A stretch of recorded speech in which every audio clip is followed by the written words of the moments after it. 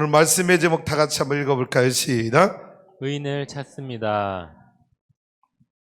한 번만 더요. 의인을 찾습니다. 의인이 있습니까? 우리가 의인을 찾는다고 의인을 발견할 수 있을까요? 찾을 수 있을까요?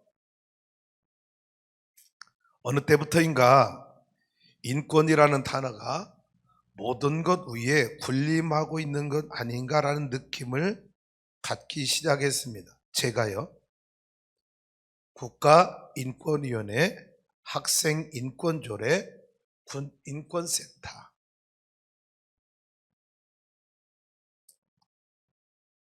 인권이란 말 너무 좋은 말입니다. 생각해 보세요. 내 인권을 보호해 준다는데 싫어할 사람이 어디 있습니까? 국가가 국민의 인권을 보호해 준다는데 기분 나빠할 사람이 어디 있고요. 내 자식을 학교에 보냈는데 학생 인권조례로 내 자녀의 인권을 보호해 준다는데 싫어할 부모가 어디 있습니까? 군에 보낸 자녀들, 부모들, 내 자녀가 군에 가서 부당한 일 당하지 않고 인권이 지켜진다고 하는데 군 인권센터 활동에 대해서 싫어할 사람이 어디 있습니까? 다 환영하고 다 좋아할 일들입니다. 그런데 여러분, 이 특별히 사회적 약자를 보호한다고 하는, 또 소수자들을 보호해주기 위해서 더 강화시키는 인권들이 보편적 다수를 불편하게 하는, 보편적 다수를 오히려 그 인권에 거꾸로 침해가 되는 그런 일이 일어나고 있다면 과연 그 인권은 누구를 위한 인권이냐라는 질문을 하지 않을 수 없다라는 거지. 군인권센터 소장이 임태훈이라는 소장인데 동성애자고 군대를 갔다 오지 않은 사람, 그 사람이 군을 알 수 있을까요? 군의 생리, 군의 교육, 훈련, 군 생활의 억울함이 무엇인지 군대를 경험하지 않은 그가 남의 이야기만 듣고 군대를 다 이해할 수 있을까요?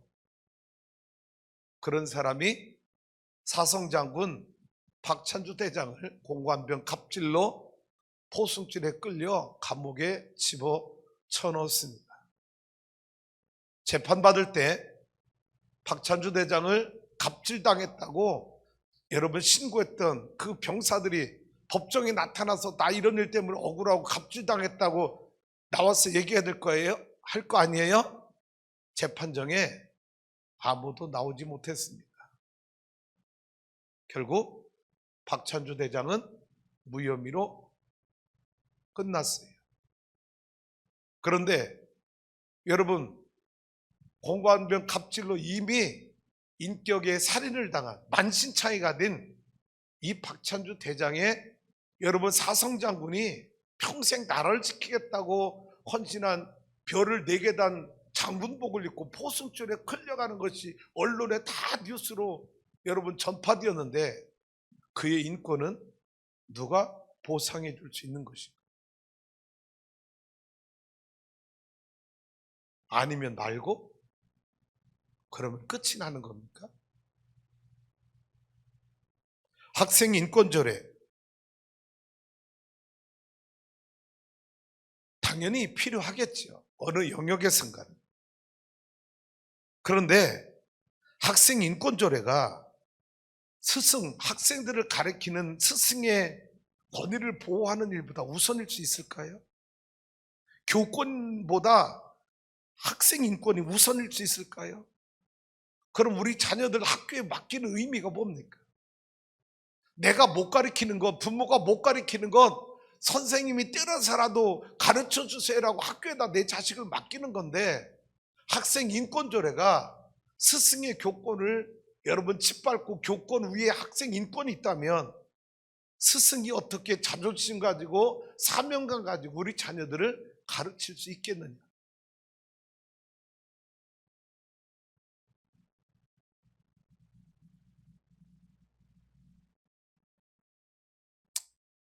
부안의 상서중학교 송경진 수학선생님이 30년 동안 아이들을 가르쳤던 그 교직을 감당하다가 성추행 누명을 쓰고 억울하게 세상을 작별한 이야기를 여러분 뉴스를 통해서 들어보셨나요?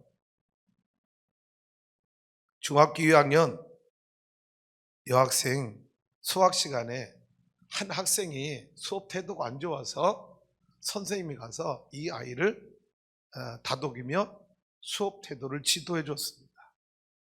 이 아이가 수업 시간에 다리를 계속 떨어서 선생님이 가서 다리를 툭툭 치매야 수업 시간에 옛날 어른들이 다리를 떨면 복이 나간다고 했다. 다리 떨지 말고 수업 들어라. 그리고 무릎과 어깨를 한번 쳐줬다는 거예요. 근데 옆에서 보고 있던 다른 여학생이 저거 성추행이야, 고발해야 돼. 그래서 학교 인권센터에 이게 고발이 되고, 그래서 성추행범으로 몰려서 학생과장한테 이 학생들이 다 가서 만졌다, 추행했다라고 다 옆에 있는 학생들이 써가지고 이 선생은 한순간에 성추행범이 된 거예요. 경찰이 고소가 돼서 조사를 받게 되었습니다. 그때서야 학생들이 야, 우리가 잘못했구나. 선생님이 성추행한 게 아닌데, 선생님이 너무 우리 수업 태도가 안 좋아 화나서 선생님 화를 풀어드리게 하려고 우리가 학생과에 가서 그렇게 진술한 게 우리 선생님, 좋은 선생님을 성추행범으로 몰았구나. 학교에서 학생들이 탄원서를 쓰기 시작한. 우리 선생님 좋은 선생님이라. 성추행한 게 아니라고. 불량한 내 학습 태도를 고쳐주기 위해서 선생님 내 무릎을 친 거라고. 여러분 학생들도 부모들도 운영위원회도 다 여러분 이 선생님이 성추행한 게 아니라고 다 탄원서를 올려서 경찰이 와서 조사를 다 해보니까 성추행이 아닌 거예요. 그래서 혐의 없음해 가지고 학교에 다 통지를 여러분 교육청에 다 여러분 혐의 없음으로 여러분 송달한 거예요. 그러면 이 선생님이 다시 아이들을 가르칠 수 있어야 되잖아요. 근데 전북교육청 김승환 교육감이 그 교육청의 인권센터에 이거 다시 조사해. 징계해야 돼. 이미 경찰에서 탄원서를 통해서 혐의 없음으로 다 끝났는데 학생 인권센터 여러분 인권센터에 다시 여러분 조사를 의뢰해서 그 본인이나 선생님이나 그 상대 학생을 조사한 게 아니라 주변에 있던 아이들 그 부모들 대상으로 다 조사하고 그리고 난 뒤에 그 선생에게 어느 날 당신 조사하겠다고 다시 연락이 온 거예요. 이 선생님은 학교에서 짐을 정리하고 집에 돌아와 세상을 떠났습니다.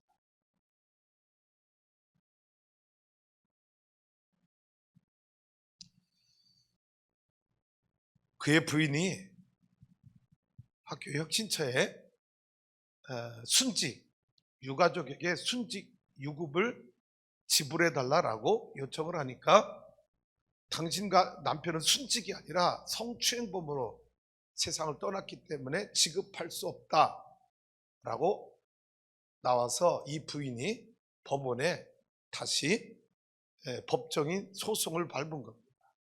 그래서 법원이 당신 남편은 순직이다.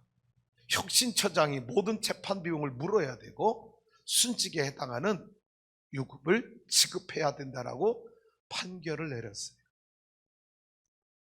그러면 김승환 교육감은 어떻게 해야 됩니까? 사죄해야 되잖아요. 근데 그 선생이 죽었을 때 조화도 보내지 않고 유족에게 찾아와 잘못했다고 사과하지도 않고 오히려 김승환 교육감 뭐 한지 아세요? 그 혁신처에다가 순직이 아니라고 다시 상소해라 라고까지 했습니다. 여러분 학생을 잘 지도하기 위해서 그 수업 시간에 불량한 태도, 학생 무릎을 치며 떨지 말라. 그리고 어깨 한번 여러분 친 게 성추행이라면 선생이 학교에서 아이들과 무슨 인격적 관계를 맺을 수 있습니까? 그 선생의 죽음을 여러분 학생 인권 보호라고 하는 차원으로 이 선생을 죽음으로 몰아갔다면 억울하게 성추행으로 누명을 쓰고 죽은 이 선생님의 인권, 이 가족들의 인권은 누가 보장하고 누가 지켜줄 수 있는 것입니다. 저는 요즘에 내가 어려서부터 알고 있던 인권, 성경이 하나님이 나에게 가르쳐줬던, 그래서 내 마음속에 어렴풋이나마 생각하고 있던 정의, 공의, 공평들이 지금 내가 살고 있는 이 세상에서 성경이 하나님이 나에게 가르쳐줬던 여러분 그 정의, 인권, 공평이 지금 이 세상에 사람들이 말하고 있는 저 정치 권력자들이 말하고 있는 정의와 성경이 가르쳐준 정의가 일치하고 있는가?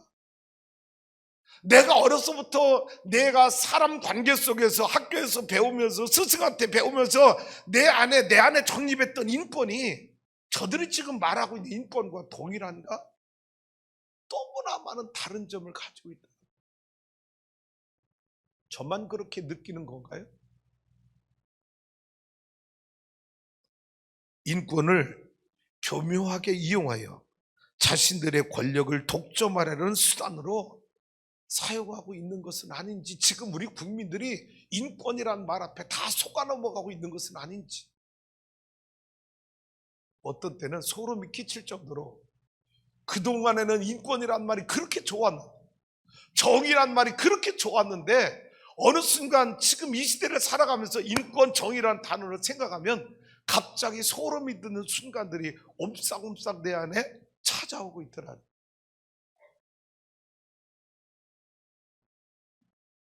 인권을 신처럼 떠받드는 사람들이 우리 사이에 주류 세력이 되었습니다. 그들이 인권이 그렇다고 하면 다 그게 맞는 것이고, 그들이 정의가 그렇게 말하면 그들의 말이 다 정의가 되는 것처럼 우리 시대는 지금 그렇게 인권과 정의가 강요당하고 있는 시대에 살고 있는 것은 아닌지.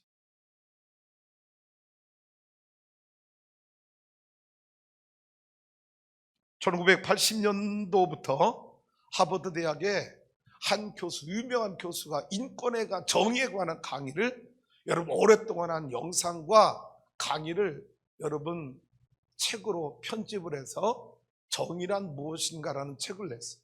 그것이 한국에 들어와서 2010년도에 베스트셀러가 되어서 100만 부 이상, 미국에서는 12만 부 정도밖에 안 팔렸던 책인데 한국에 와서 정의란 무엇인가, 이 하버드 대학 교수의 책이 100만 부 이상 팔리는 아주 베스트셀러가 됐어요.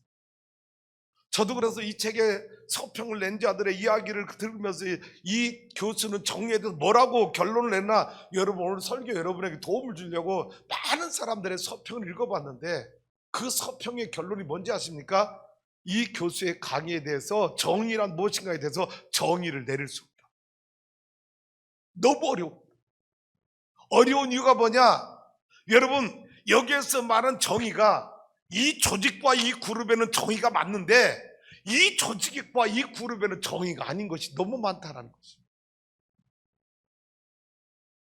누군가에겐 정의인데 그게 누군가에게는 정의가 아닐 수 있다는 건 있는 것이, 이런 정의가 지금 이 세상에 너무 많이 돌아다니고 있다.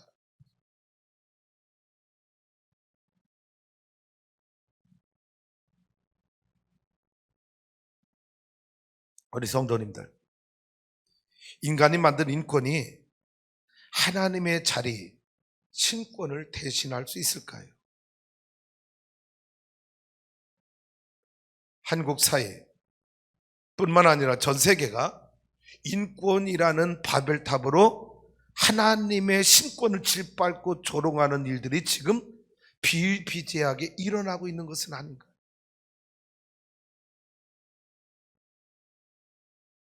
코로나, 나 우리 성도님들에게 부탁합니다. 코로나 너무 두려워하지 마세요. 하나님을 두려워하세요.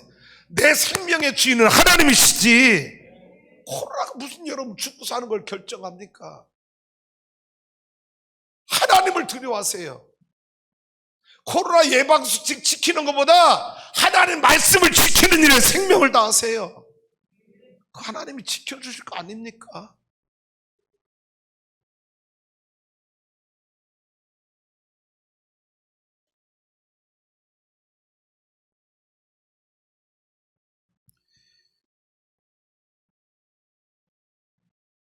다윗이 정치적으로 잘 나갈 때 순간 교만했습니다. 그래서 요압 장군을 불렀어요. 요압 장군, 옛설 한번 나가서 지파별로 백성들이 전쟁에 참여할 만한 숫자가 얼마나 되는지 한번 조사해 오시오. 요압 장군이 뭐라고 말해요? 아니 왕이여, 아니 하나님이 그동안 당신에게 왕에게 전쟁에 다 이기게 하셨고 하나님이 당신의 군인을 천만이들 만만인데 하나님이 못 만들어 주겠습니까?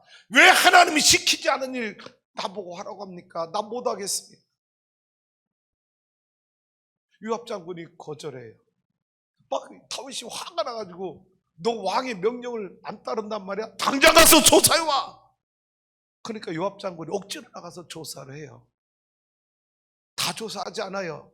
두 지파 빼먹고 와서 보고합니다. 얼마나 되고 다윗 왕이요 거기 얼마나 도치되는지 몰라요. 근데 하나님 그때 선지자를 통해서 다윗에게 말씀하시죠. 뭐라고?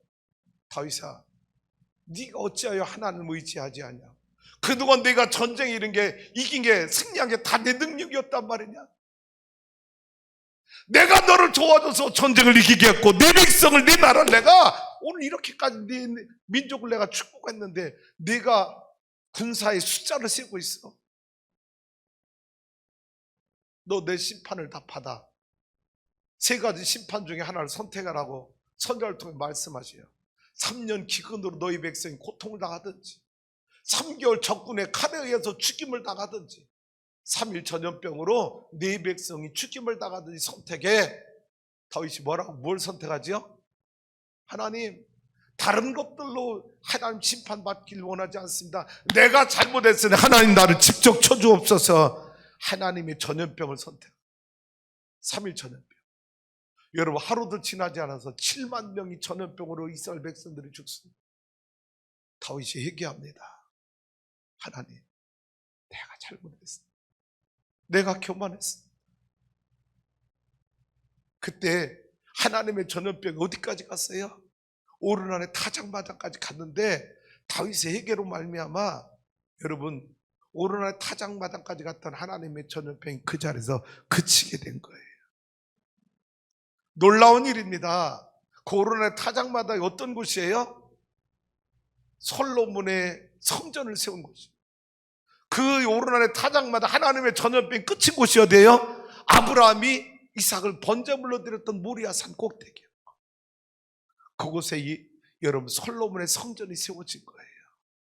할렐루야.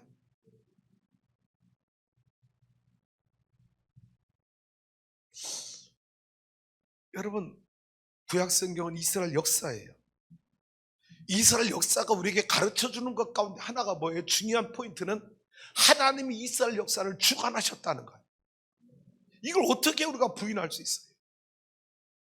그럼 여러분 지금 우리가 살고 있는 이 지구, 이 우주 만물이 돌아가고 여러분 운영되는 게 하나님이 보이지 않는 곳에서 간섭하시고 통치하신다는 사실을 우리는 영적으로 느껴야 되고 인정해야 될 거 아닙니까?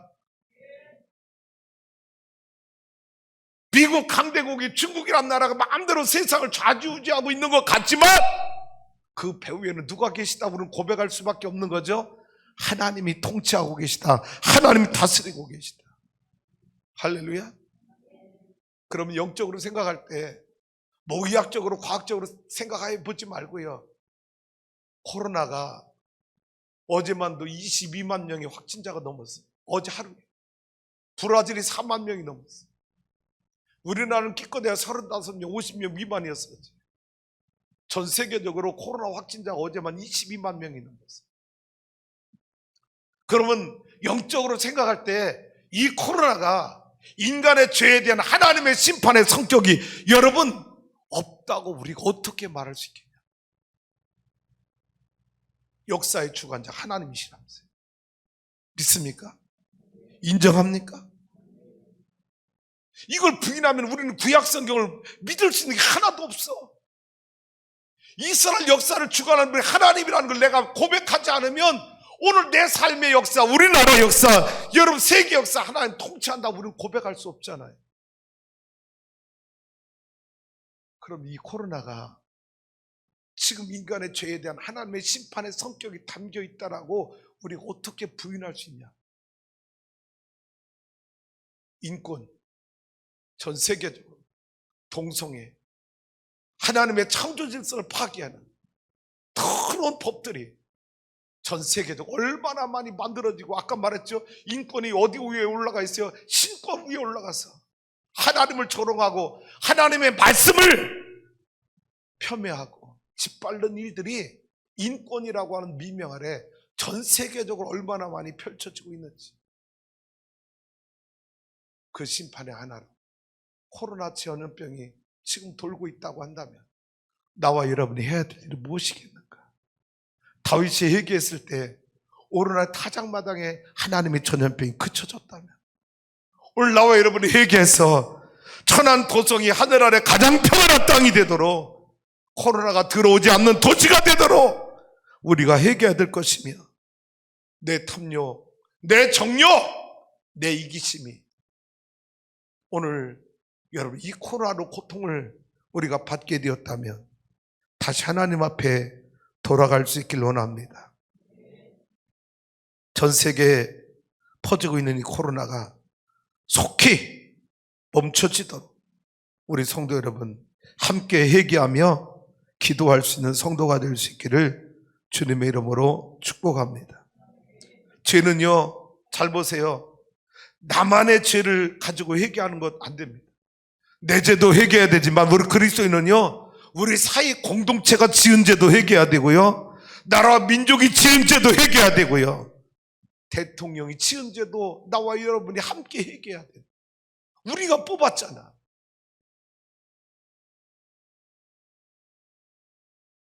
창세기 18장 이야기는 이런 이야기입니다.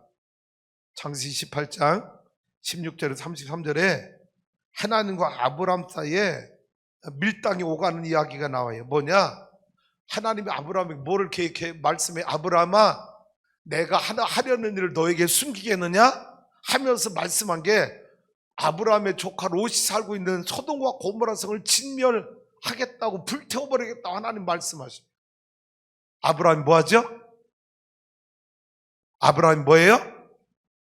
기도하기 시작합니다.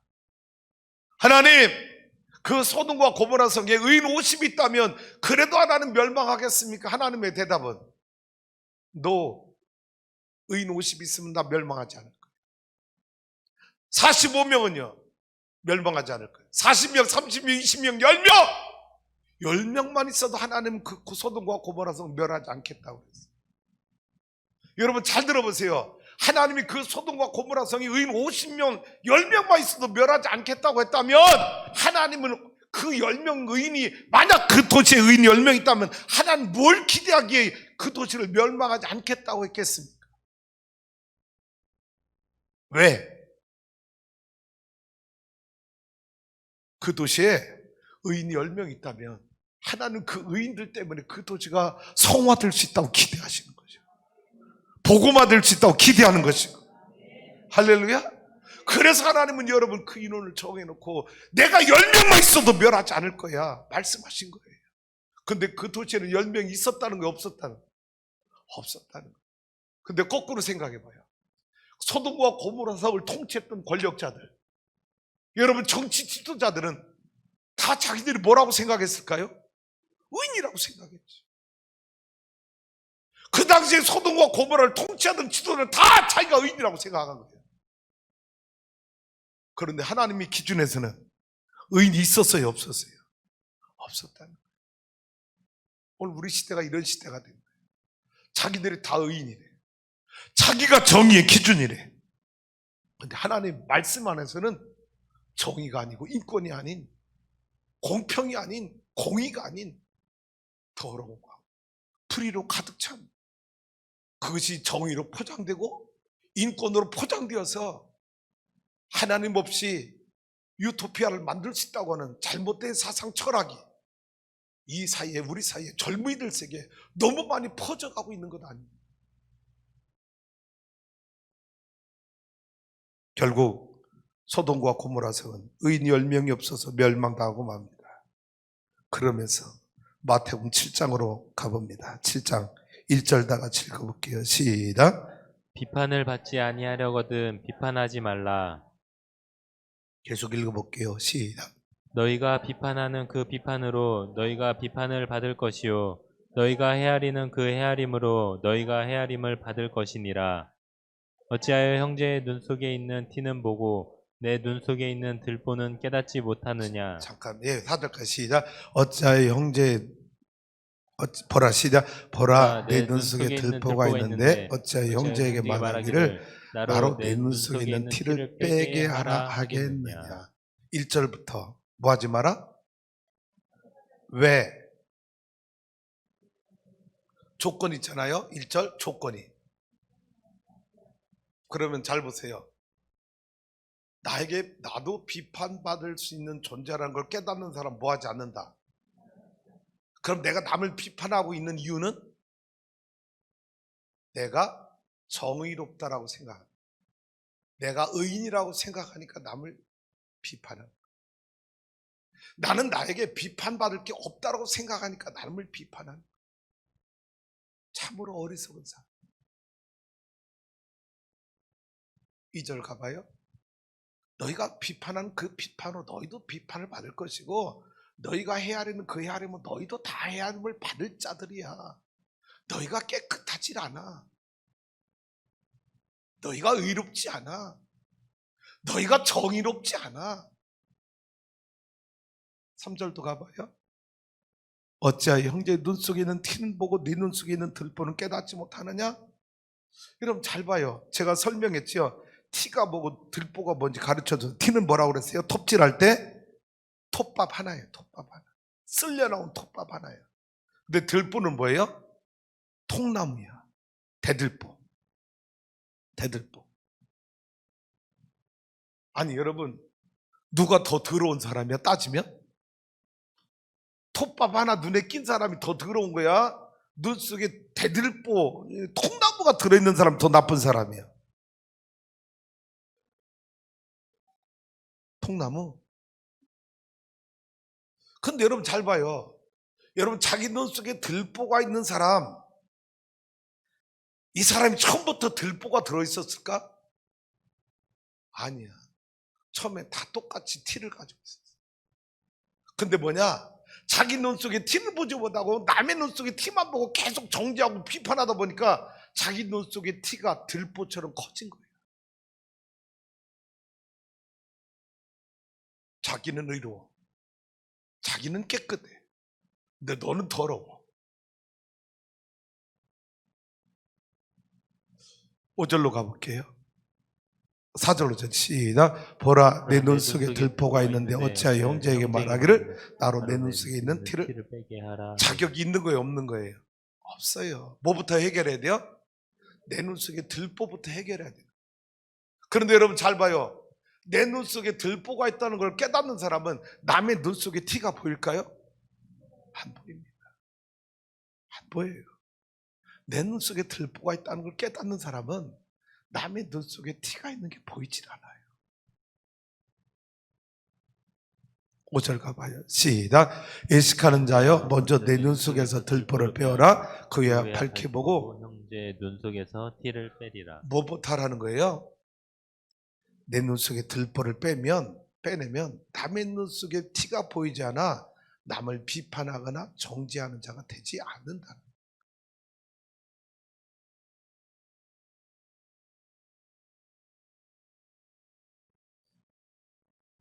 제가 젊었을 때는 참 남을 비판 많이 했던 것 같아요. 제 삶을 되돌아보면. 근데 어느 순간 내 마음속에 남을 비판하는 마음이 다 사라져. 언젠지 아십니까? 내가 죄인인 걸 깨달은 거예요. 내가 죄인. 근데 여러분 아무나 자기가 죄인인 걸 깨닫는 게 아니에요. 요한복음 3장 13장으로 설명할게요. 여러분 예수가 이 땅에 빛으로 오셨어. 그 빛이신 주님이 내 안에 들어오셨어. 어둠 속에 방황하던 영혼 안에 예수님이 생명의 빛으로 와서 내 안을 환히 비춰주니까 뭐를 깨달은 거야? 내 안에 어둠 속에 있었던 죄가 들통이 나기 시작한 거야. 그 죄가 발각이 나기 시작했어. 예수 앞에서. 그러면서 내 입술로 고백할 수밖에 없어서, 인정할 수밖에 없어서 뭐라고? 나는 죄인입니다. 그래서 주님의 은혜가 필요합니다. 십자가의 보혈이 필요합니다. 내가 죄인인 걸 인정하고 예수 그리스도의 속량의 구속의 은혜가 필요하다는 걸 인정하는 순간, 내가 남을 정죄할 수 없는 죄인이라는 걸 깨달은 순간 남을 비판할 때 두려워지기 시작합니다.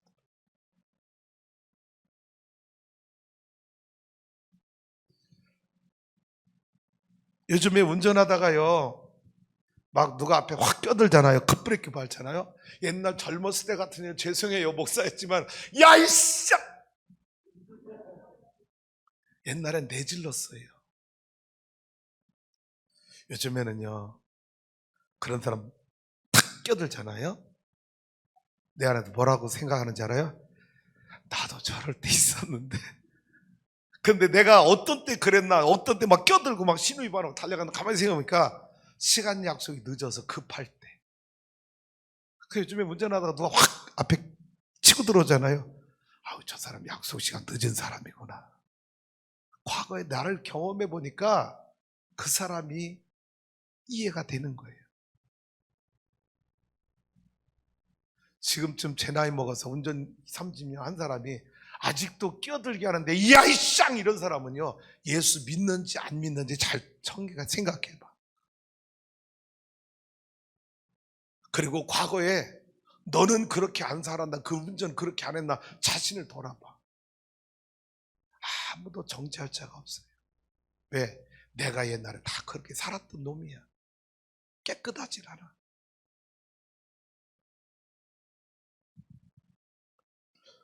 로마서 3장으로 가봅니다.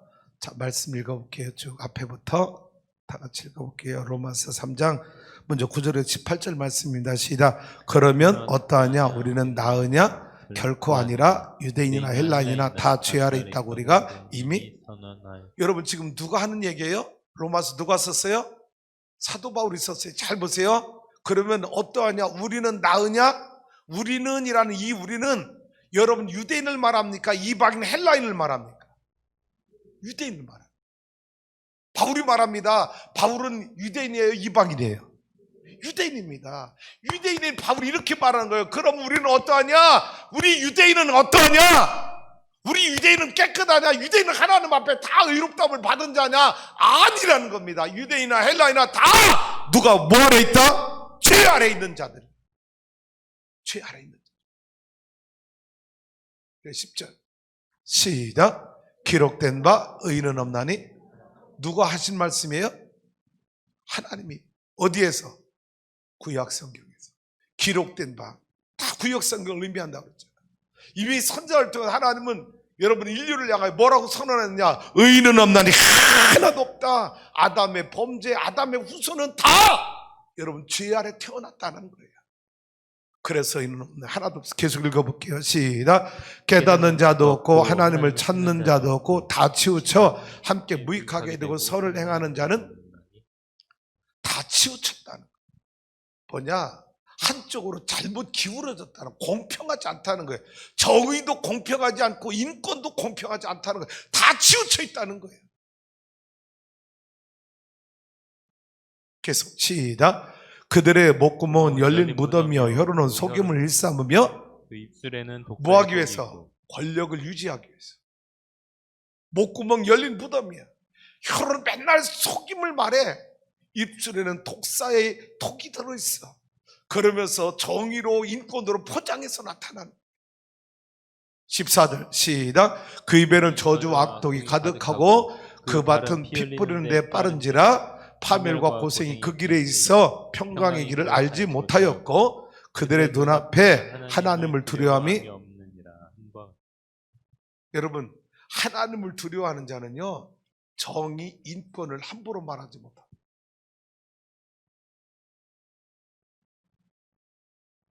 지금 여러분, 정의, 인권을 목숨 걸고 여러분 최고의 선으로 생각하며 주장하는 사람들은 자기가 인권의 기준이고 자기가 정의의 절대 선이라고 생각하는 거예요. 그런데 하나님 뭐라고 말씀해서 10절에 의인 없나니 하나도 없다는 거예요. 자기들이 절대 인권과 정의의 선이고 절대 기준이라고 생각하는 사람들, 놀라운 건 그들은 누구를 두려워하지 않느냐? 하나님을 두려워하지 않는 거예요. 이것이 우리의 현실이고 우리 정치 지도자들의 모습이에요. 19절로 갑니다. 시작. 우리가 알거니와 무릇 율법이 말하는 바는 율법 아래 있는 자들에게 말하는 것이니 이는 모든 입을 막고 온 세상으로 하나님의 심판 아래 있게 하려 함이라. 여러분, 모든 사람이 죄인이잖아요. 그러니까 율법 아래, 우리는 다 율법 아래 있어. 그럼 뭐야? 율법을 지키지 못하면 우리는 다 율법의 심판을 받아야 될 존재들인 거예요. 20절 시작. 그러므로 율법의 행위로 그의 앞에 의롭다 하심을 얻을 육체가 없나니 율법으로는 죄를 깨달음이라. 율법으로 의롭다함을 받을 자가 없어. 율법으로 죄를 해결할 수가 없어. 더 죄인이 되는 거야. 그런데 세상에 인권과 정의를 말하는 사람들은 자기가 선한 일, 인권 변호사로 훌륭한 업적 많이 쌓은 것, 이걸 가지고 자기가 인권의 기준이고 정의의 기준이라고 말하고 있어. 그게 전부가 아니라는 거예요. 21절 시작. 이제는 율법에 하나님의 한 의가 나타났으니 율법과 선지자들의 증거를 받은 것이라 곧 예수 그리스도를 믿음으로 말미암아 모든 민자에게 미치는 하나님의 의인이 차별이 없느니라. 여러분, 차별금지법에 차별이 있어요, 없어요? 너무 많아. 역차별. 사람이 만든, 하나님을 두려워하지 않는 사람들이 만든, 정치가들이 만든 차별금지법은요, 역차별이 너무 많아. 또 다른 차별이야.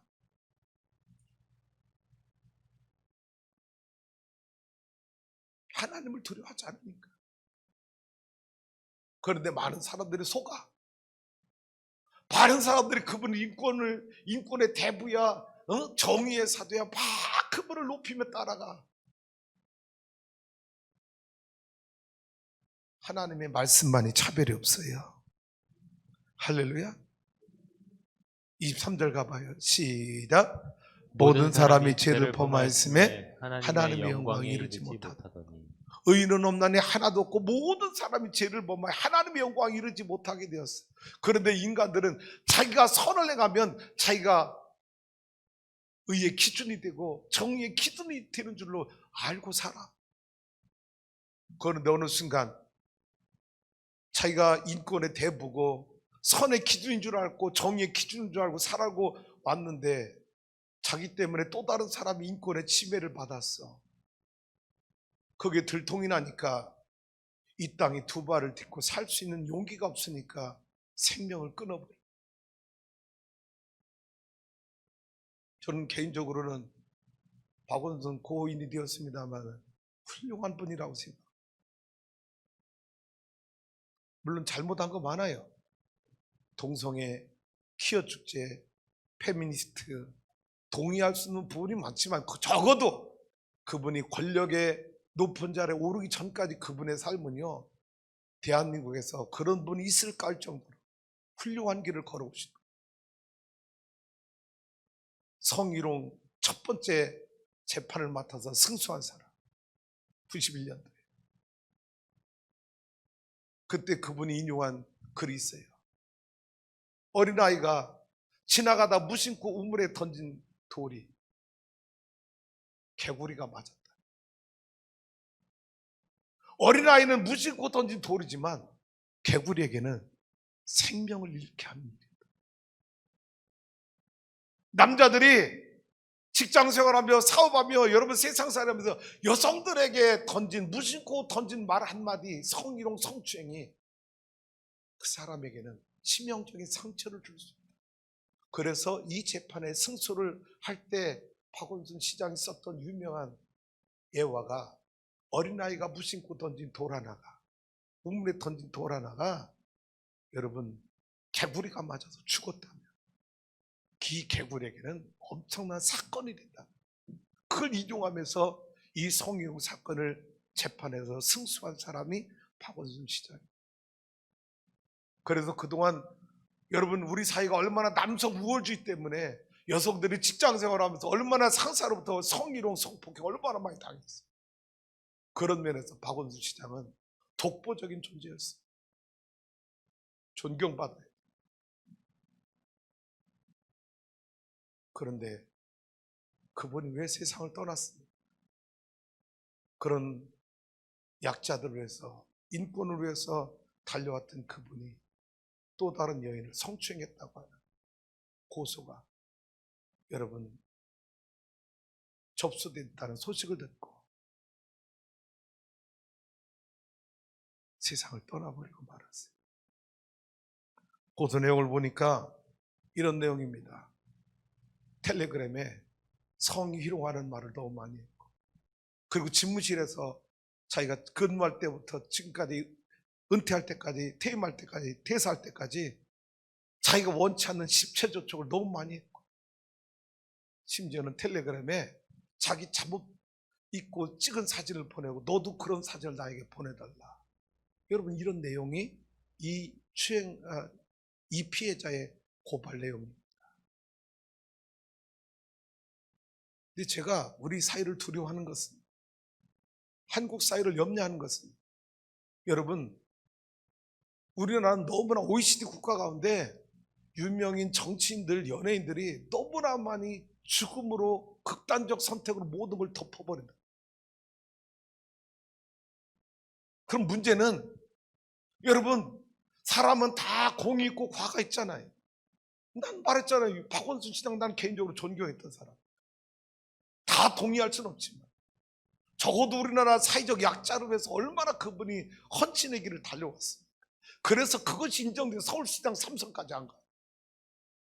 근데 여러분 그분이 극단적 선택으로 그분의 공만 남고 과가 드러나지 않는다면, 죽음이 그 사람의 삶을 다 미화로 끝내버린다면, 그분은 또다시 영웅이 되어 탄생한다면 우리나라가 어떤 나라 되겠는가? 그리고 님의 뜻을 기리겠습니다. 그러면 여러분 성추행 당했다고 고통당하는 이 여인의 여러분 고소는 어떻게 되는 것입니까?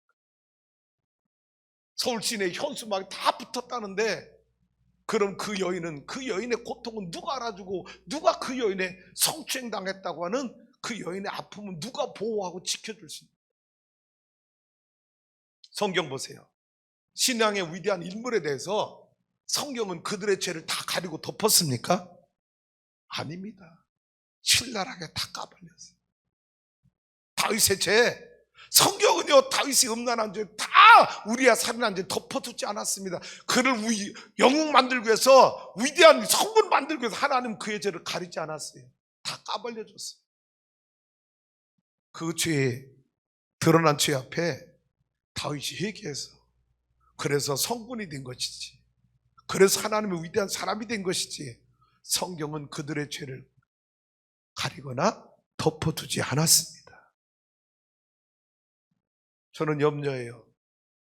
이런 정치인들의 극단적 선택이 마치 그는 천사와 같이 선한 일만, 절대적 선의 존재로만 살다가 세상을 떠난 것처럼 미화되는, 그래서 영웅으로 다시 태어나는 이런 역사를 우리가 반복해서는 안 되겠다.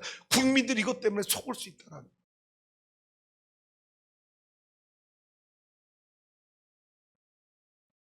모든 사람이 죄를 범했어요. 의인은 없나니 하나도 없어요.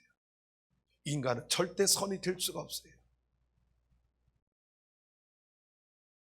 그래서 하나님의 영광이 이르지 못한 존재인 나와 여러분을 하나님 어떻게 해주신 거예요? 24절입니다. 시작. 그리스도 예수 안에 있는 속량으로 말미암아 하나님의 은혜로 값없이 의롭다 하심을 얻은 자 되었느니라. 할렐루야. 우리는 의인이 될 수 없었어요. 내 죄를 내 스스로 해결할 수 없었어요. 그래서 하나님은 예수 그리스도를 땅에 보내시고 십자가에 피 흘려 죽게 하심으로 예수님의 보혈이 나와 여러분의 죄를 다 씻어주셨고, 할렐루야. 그래서 내 공로, 내 선행, 내 업적으로 내가 의롭게 된 자가 아니라 철저히 하나부터 100까지 하나님의 은혜로 우리는 값없이 의롭다함을 받은 존재가 된 줄로 믿습니다. 우리 주부의 용서의 말씀하고 난 다음에 뭐라고 고백하죠? 당신은 용서받은 의인입니다 라고 인사하는 거예요. 다시 말하면 우리가 의인이 된 이유는 뭐 때문에요? 용서받았기 때문이라. 할렐루야. 용서받았기 때문에. 우리 추수하는 교회 성도 여러분, 하나님은 지금도 의인을 찾고 계십니다.